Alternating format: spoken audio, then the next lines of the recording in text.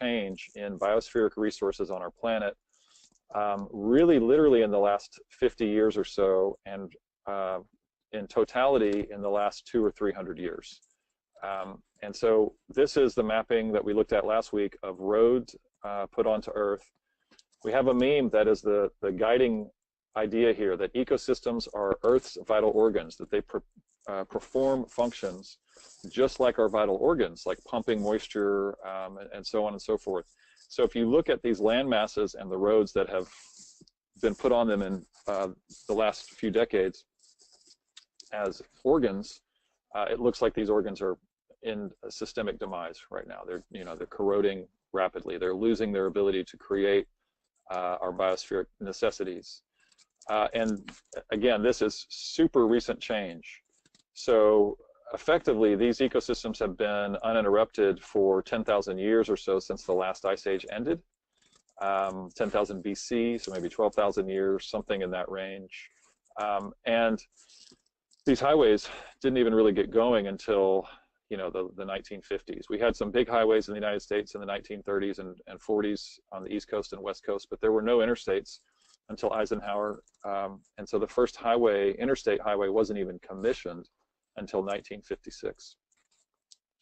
We've also talked about this big concept of the negative transition, that the recent change of events is, our population on Earth went from around 1 billion in 1804, after being on Earth for 200,000 years, maybe 300,000, maybe 800,000, depending on which science you read. But the consensus is that we've been here at least 200,000 years.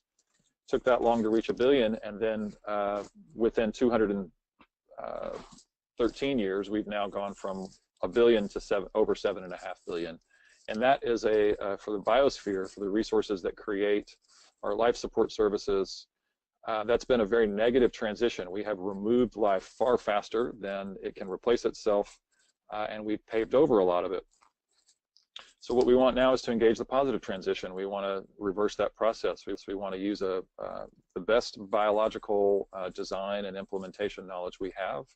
We want to protect the most biodiverse ecosystems. We want to install ecosystems that are super biodiverse, and we want to decarbonize. But what we're trying to do is reverse the destruction and degradation of the last 50 years and the last couple of 100 years with this positive transition. We're going to lob life forward into the future. We're going to put more life onto the planet than we destroy. That's the basic idea of what we're trying to change. If you want to know what a planet without a biosphere looks like, one easy way to understand what a biosphere is to sort of glance at this t-shirt idea I had that a friend of mine recently told me he liked a lot. So Mars is a great example of a planet without a biosphere.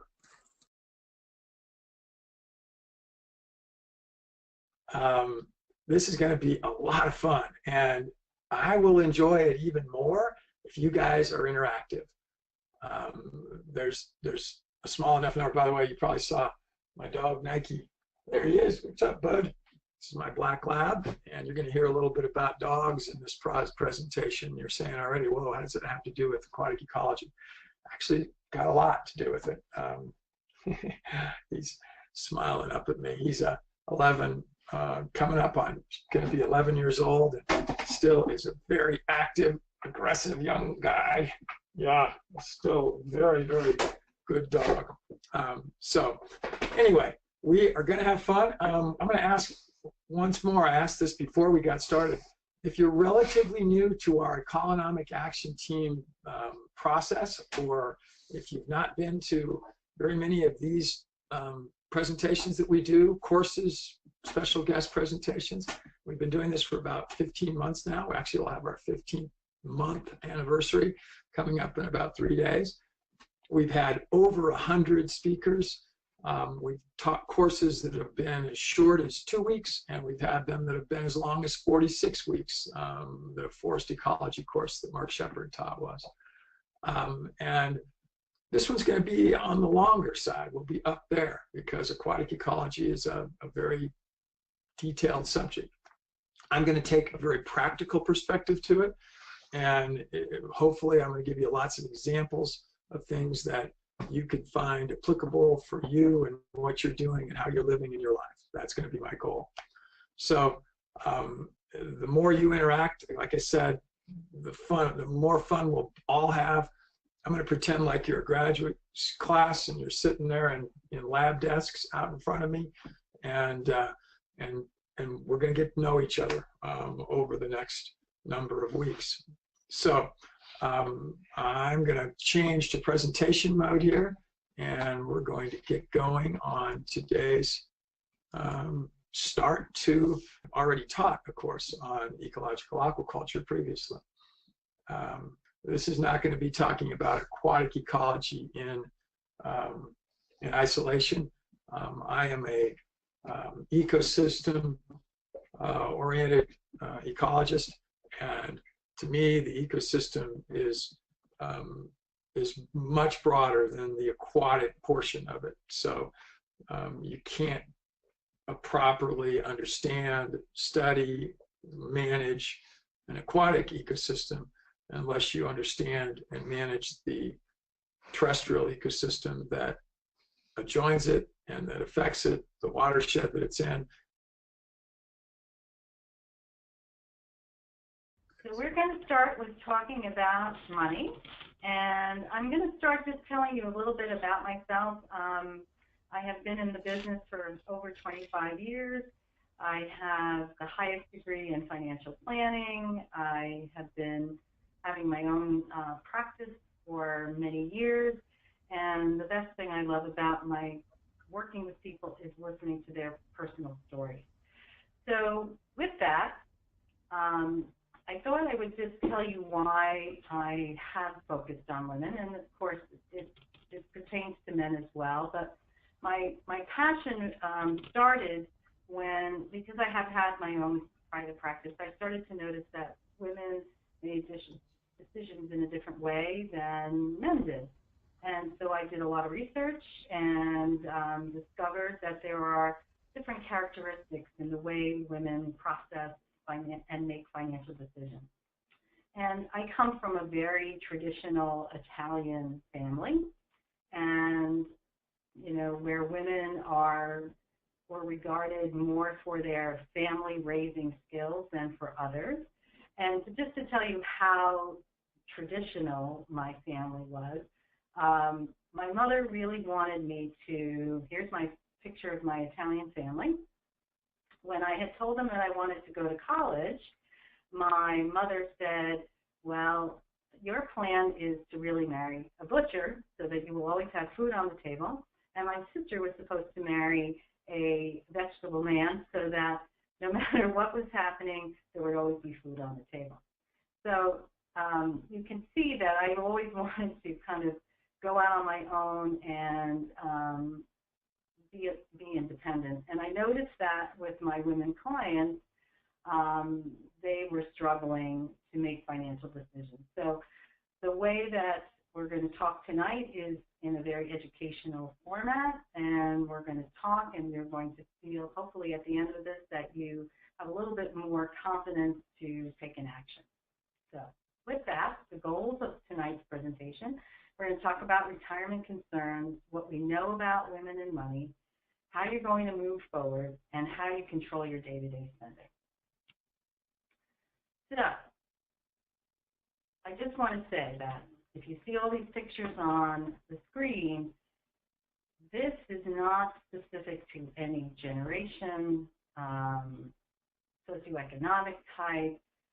This affects women and frankly men as well, of all ages and socioeconomic backgrounds. I have worked with doctors and nurses and educators and clerics, and there's just something about when we talk about our own financial health or well-being that kind of intimidates women particularly, and so that's what we're going to talk about tonight, how we can overcome that. So the questions that I'm frequently asked are, will I be okay? Do I have enough money? Can I maintain my style of living? And how do I manage it all without feeling totally overwhelmed? Which is the big one.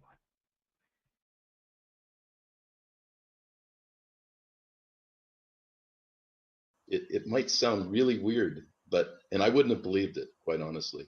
I wouldn't have believed what's happened to her over the last few months of going to this doctor if I wouldn't have been there every session and watched it and saw the results and saw what happened after, how she got better, just from some weird techniques. I don't know how I explain it other than that. So it's very exciting what you do. So walk us through. So somebody, maybe that's exactly what I just did, but if somebody comes to you and where do you start? What does the first session entail? Yeah, that's interesting because obviously people want to know, because people are normally afraid of something that's new. So right. I think that's a really good one to share with people. So when people come in for the first time, not understanding anything about energy, what I do is I show them this chart. Can you see this chart? Yeah. Okay, that's a picture of your energy field. If I put it up that way, there's your energy field there. It's taken with a high-speed camera called Current photography. And I just show them what the energy field looks like, because we can't see the energy field because it's a much higher vibration than the physical body. So, you know, that's one way I show people that it does exist. And I explain to them that there are lots of things that impact this energy field, which for us as energy healers, we work very differently to how a doctor does. Obviously, a doctor works with physical body and diagnoses if there's a pain in your left knee, treats the left knee. Whereas we go to the root cause of a problem. So the energy field is like a blueprint of your body and everything that's gone on in your life. So it's a multi-dimensional aspect that we're working with it for emotionally, mentally, spiritually, and physically, obviously.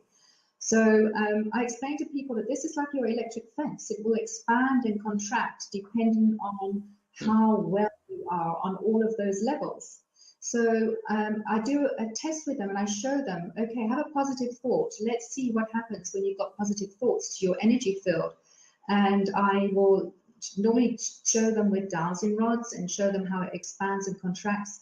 But also muscle testing works very well, you know, for kinesiology. So we do that as well because it's a biofeedback response from the body. So the body doesn't lie. The muscle contracts when it's in truth with something, and when it's not, the muscle will relax depending on how you ask the question in a positive or a negative. So I give them a little bit of an understanding of the energy field and how it works, so they don't have any misperceptions that I'm going to be kind of like come along and create a miracle for them, because a miracle may not happen straight away, you know, and sometimes not at all. I mean, you can't give false expectations. I don't want them to come with any false expectations. But this works on everything and anything, on every level. And so I normally ask also, what is the intention for you to be here today? What do you want to work on? And sometimes people will have something physically wrong. Sometimes it's physical and emotional. Sometimes it's relationship problems. Sometimes it's something more serious. So last week we started off and we talked about the immune system. We talked about the different organs of the immune system. And then, you know, how does your immune system protect you from the skin, from various different things? We talked about the organs, but first let me show you this one. This wasn't one that we had last week, and just go through it real quickly. The immune system. So the function of the immune system is primarily provided by different cells and organs in the circulatory system in our body, both being blood and, as we learned last week, lymph that goes through the lymph nodes as the filtering process. Obviously, what I kind of said earlier, the role of the immune system is it's essential to health and well-being of all of us as humans and our furry pets if they're mammals. And so it is something we need to understand. We need to know. We don't have to learn all the specifics. You don't have to know all the fine details that we're going to get into today. But if you have a general understanding of how it works, you can take that to the next level with how you feed that immune system and what you do for it. And by doing so, you can always keep your immune system revved up and charged and ready to take on the next pathogen that comes into your body, which happens every day. And then, as the last little paragraph there says, if the immune system, for whatever reason, misfires, is crippled, a whole bunch of problems can happen to you, and that's when we can get just common cold, flu, different bacterial infections, diarrhea, something like that. Obviously, the one I talked about, cancer, HIV, all kinds of autoimmune diseases that we'll start talking about and get into. So where we're at right now, we talked about the different glands of the immune system. Obviously, the thymus gland, the bone marrow, the spleen, and the lymph nodes are the primary glands. There are other glands. We did talk about how our gut health and the microbiome is a very integral part of the immune system. But because it's not technically a gland, it's not up here on that. We talked about, organ, excuse me. The bone marrow, obviously, is where the cells start and originate. They go through the thymus gland, and we talked about that, and the spleen and the lymph nodes and all that. So, so what we're going to talk about today are the cells of the immune system. So we have a, and there's even more cells than this, and we'll get into that, but these are kind of some of the basics. T cells, natural killer cells, and my dad will get into a little bit about how the CD4 cells apply to the T cells and how the CD8 cells apply to the natural killer cells, and if they're different and how they're different. Get into that. The B cells, granulocytes, I'm not going to pronounce polymorphonuclear leukocytes, macrophages, and dendritic cells. So because we're a lot more technical, and I mentioned to you before that I'm not a doctor, I'm going to let my dad kind of get into this. But before we get into the cells, I wanted to just kind of something that you need to understand that kind of makes it easy. You don't have to know all these different cells. You don't have to understand them, but just something that you do need to understand is that all white blood cells are known officially as leukocytes. And white blood cells are not like normal cells in the body. They actually act independent. They're living single-cell organisms able to move and capture things on their own. So I guess we'll get more into that. I just want you to understand that what you really need to understand is that white blood cells, which are the main cells in the immune system, that's what mainly the immune system is comprised of, are these white blood cells, or as they're officially known, leukocytes. So Dad, could you kind of start off getting into these different cells in any order you want, feel free, but maybe set up and tell us, well, I'll let you go how you'd like. I do have another, I don't know if this will help at all for you. I don't know if this is premature, but go ahead and have at it, Pops. Okay. Yeah, that is a little premature because I'm going to go back to the innate immune system to start with. As you recall, the innate immune system is our first cell line of defense. First of all, before we even start, I'm going to have a caveat here too. I'm a horse doctor. I'm not a immunologist. So the immune system is such a complex system that I don't profess to know everything there is about it, but some basic precepts, and enough to maybe get us in trouble. I don't know, but we're going to have fun today. We're going to have fun today, and hopefully we'll get a little better idea how some of these cells interact one with another, and I wish I could devise a story to tell you the story and make it more interesting instead of just going through some scientific mumbo jumbo. Sometimes it isn't quite as interesting. But back to the innate immune system. The innate immune system is our first line of defense, and the non-specific type part of that system is our skin and our mucous membranes. That's an external barricade, and it does a great job in keeping a lot of pathogens out of our body. Is really try to empower people to see that they can do and understand these things in ways that really can change your life. And I've witnessed that so many times. I'm going to tell you some stories as we go through this. So, most of us are familiar with this adage. Hippocrates, our food should be our medicine, and our medicine should be our food. I think it's interesting that the conditional tense there. I don't know that he saw it coming. Maybe he did. It's part of what he brought forward. But food used to be our medicine. What we have today is, and I pulled this graph up.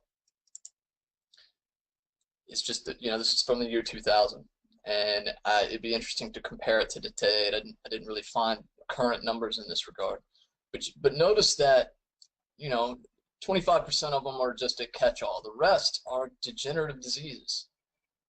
All of these diseases have a root in an improper diet, and you can see that through tracking the incidences of these diseases over time.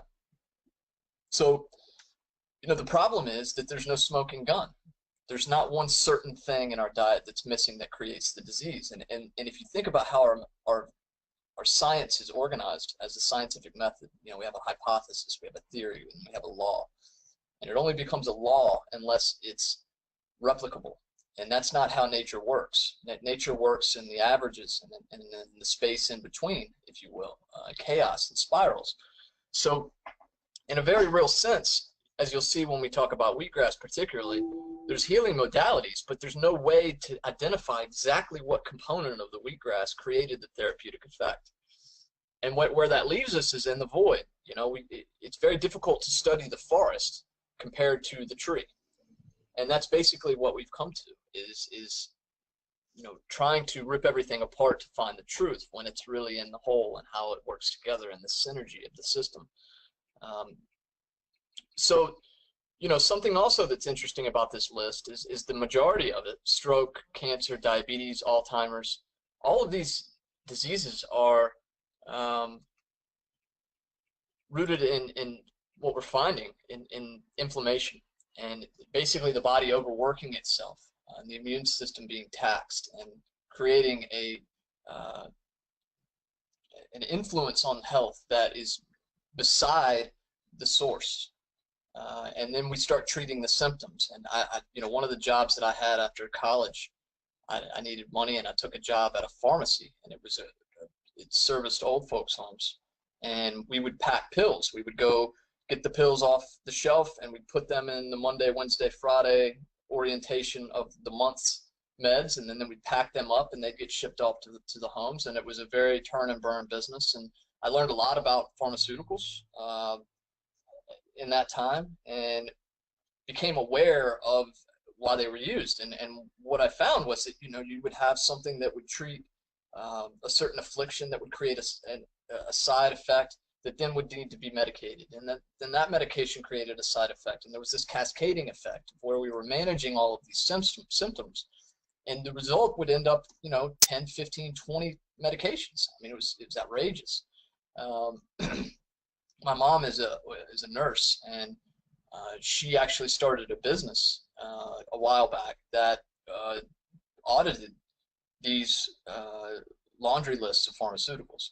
And she would go in, and the stories she tells are just heartbreaking. I mean, people would have a certain surgery that they would need a medication on, and 2 years later, this person is taking this medication when they really only needed it for a couple of months, paying $100 a month for it, or whatever the crazy numbers might be. So, there's a lot of and a lot of that had to do with the family not being aware of how to take the inventory and just following the direction of the modicum that was set up for the patient. So, I don't say that to blame Western medicine. I think the majority, if not all the people involved in it, are in it for the right reasons. It's not hitting home. And something that I've had a recent experience with that I wanted to reference was, this idea of inflammation. Raw living foods fight inflammation. Proper diet fights inflammation. Inflammation is a symptom and a base root issue towards the symptoms that we experience is outside of the inflammation itself, but we can't see all forms of inflammation. And if you're not aware of cannabis oil, what I'll call hemp oil, because that's the only way it's legal in all 50 states, I've come across this oil that is healing so many people around me, and I should say helping. It's not, the line that you have to walk is that you can't make medical claims with this oil. It has to be a whole plant oil, and it has less than 0.3 THC, which is the psychoactive component of cannabis. It doesn't get you high, right? And it's legal in all 50 states as long as it's below 0.3% THC, and as long as no medical claims are made, and as long as the hemp is imported, which is nuts, but that's what the 2014 Food Farm Act says.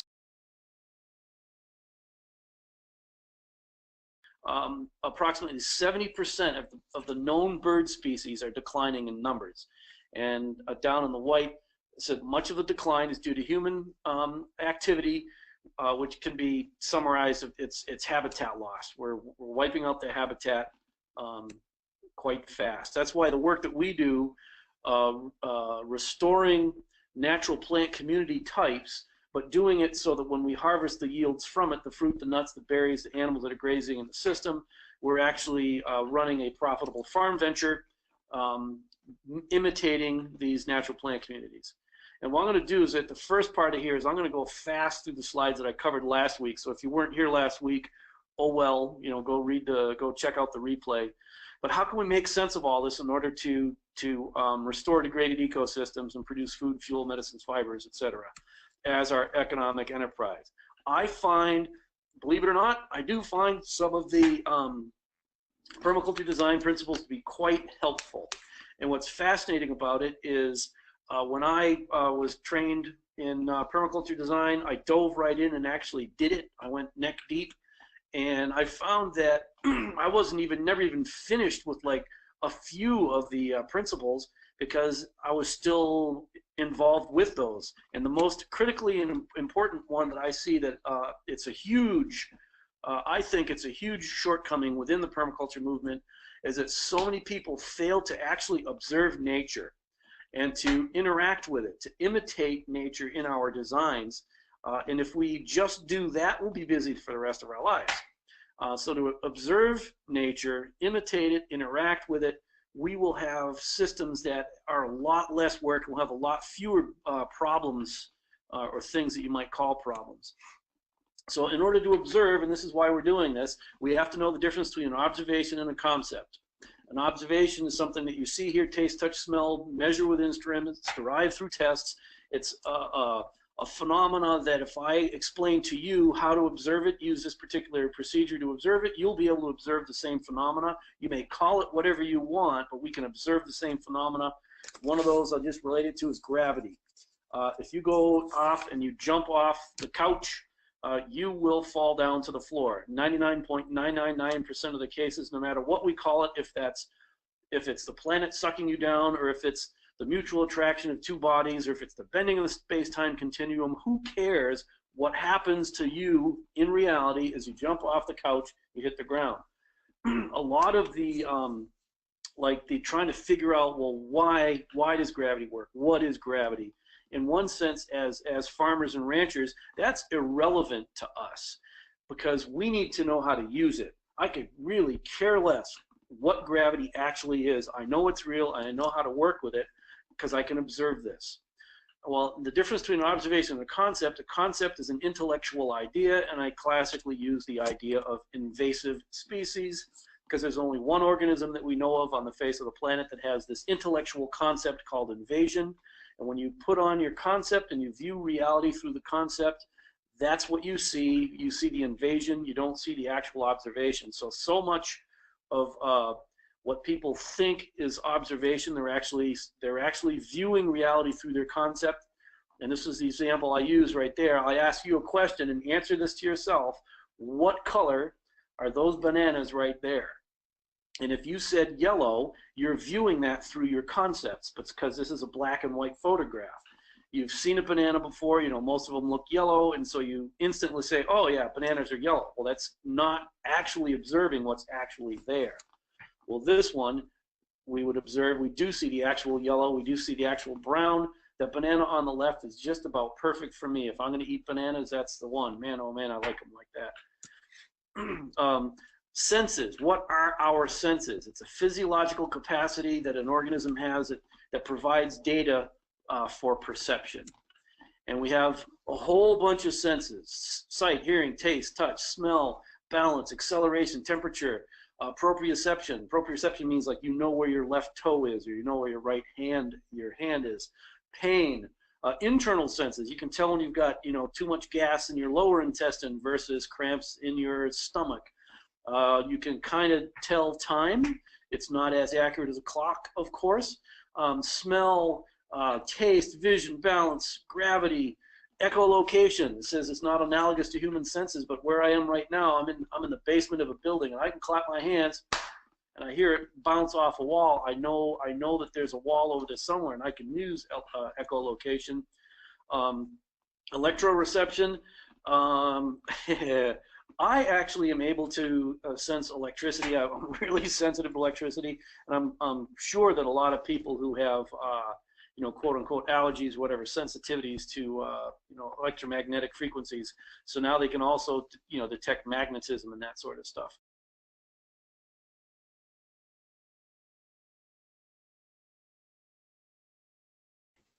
We don't think the fire's ever going to come to us. We don't. It's not in the back of our mind that there could be a wildfire this year as we go about our daily business, and then fire disrupts it all. So so today, hold on here. Let's see. Let me just figure out my here we go. Okay. Sorry about that. All right, so getting into today's agenda, we're going to get clear on what is a fire ecology, and we're going to talk about the regenerative side of fire and the destructive side of fire, regenerative disturbances in general. So we'll get into a bit about management and what is a regenerative disturbance and why is that such an important part of ecosystem management. We'll talk about relationship to ecology and then growing from the ashes, as this community is doing right now. So first off, what is a fire ecology? It's an ecosystem that has co-evolved with fire over thousands and thousands of years, tens of thousands of years. And a large part of planet Earth is a fire ecology, not just California, not just the Mediterranean. The boreal forest is a fire ecology. There's huge swaths of our environments on the planet have co-evolved with fire, and fire plays very powerful roles in the environment. And when we say fire ecology, not when we say it's co-evolved, we actually are talking about the plants and animals, the ecology, the soil, the climate, all the aspects that make an environment what it is, in its nuance, in its detail, in its diversity, actually needs fire periodically in order to provide a whole set of functions. A couple of things. One is that the vast majority of healthy people can actually handle slightly cooler temperatures and be very comfortable once they have just a little bit of adjustment period. So that actually might be a little more healthy for them too, because keeping a home overly warm in the wintertime when you're going in and out and having that extreme temperature adjustment is maybe not quite as healthy as keeping the house a little on the cooler side, provided that you have everybody in the house can handle that. Obviously, there are people who are maybe a little older or maybe have other health challenges that's a problem for, and we have to acknowledge that and adjust accordingly. But if we can open up our mind about maybe allowing a little bit more variation in temperature between summer and winter, then our job just got an awful lot easier. And also, it turns out a lot of people sleep better in a slightly cooler environment. So maybe we can allow a little variation there as well. Let the building and the air in the building get a little cooler in the evening if that helps us out in coming up with a strategy for heating our buildings and keeping them warm in an ecologically sustainable fashion. And the last thing is to go back to what I was just talking about, is that as long as we keep the people comfortable, we don't necessarily have to keep every bit of the content of the building at exactly that same temperature. Because most of the contents of an average home or commercial building can handle a cooler temperature with no harm at all, and you know, as long as they're kept reasonably warm and above freezing. What that means is that one of our strategies in some cases can be to concentrate the heat so that it is really much more targeted at the people and keeping them comfortable than trying to keep the entire house. Maybe we could look at it this way. If you take the average American suburban home, which has now gotten up to over 2,000 square feet, think about how many cubic feet of air that is and how much mass that is. And we insist on keeping that, let's say you like it at 72 degrees Fahrenheit, we insist upon keeping that entire building uniformly 72 degrees all the time. That is a much, much higher energy consumption than keeping you warm and maybe letting other parts of the home be a little cooler at the appropriate times. So that's another thing to keep in mind as you're strategizing about how to do this in a very energy efficient and ecological way. And let's also just kind of back up one more, another step in talking about our climate zones, and think about the fact that when we are in different climate zones, that we are going to have to use extremely different strategies in order to create buildings that are going to perform well in that particular environment. So if you're in the tropics, then you want a building that isn't going to absorb and store a lot of heat for you, because getting rid of heat is one of your big problems. And so we oftentimes create buildings with low thermal mass and a great deal of natural ventilation in those spaces. So the picture there on your upper left is a all-natural bamboo building from Bali that has sustainably harvested bamboo, and you can see that it has it's open to the breezes coming off the water, and that it's been designed basically to keep the thermal mass very, very low so that it's easy to keep that building from the tropics nice and cool year-round. But as we start moving farther and farther away from the equatorial regions, we start moving closer, more towards the poles,